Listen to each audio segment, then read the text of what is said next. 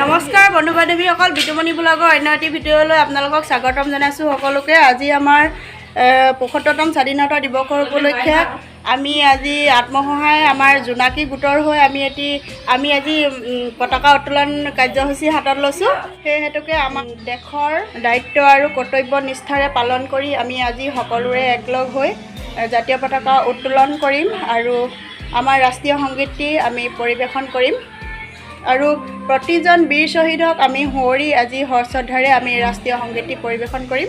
সেয়েহে আমি কেনেদৰেনো পালন কৰিলোঁ আপোনালোককো দেখাওঁ বুলি ভাবিছোঁ। জোনাকী গোটৰ আমাৰ সখীসকল, এয়া আমাৰ বিজুমণি গগৈ বাইদেউ, এয়া ৰেণু বাইদেউ আমাৰ সভানেত্ৰী, এইফালে চুম্পী গগৈ বাইদেউ, এইফালে পাপৰি, এইফালে সুঞ্জনী গগৈ বাইদেউ, এইফালে আমাৰ বৌ, এইফালে আমাৰ দীপালী গগৈ বাইদেউ, এইফালে আৰু টুটু গগৈ।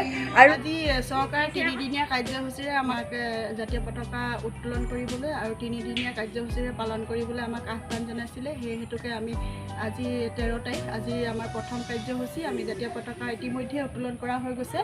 আমি এতিয়া শ্ৰদ্ধাৰে আমি প্ৰতিজন বীৰ শ্বহীদক আমি শ্ৰদ্ধাৰে সুঁৱৰি এতিয়া আমি আমাৰ ৰাষ্ট্ৰীয় সংগীতটি পৰিৱেশন কৰিম।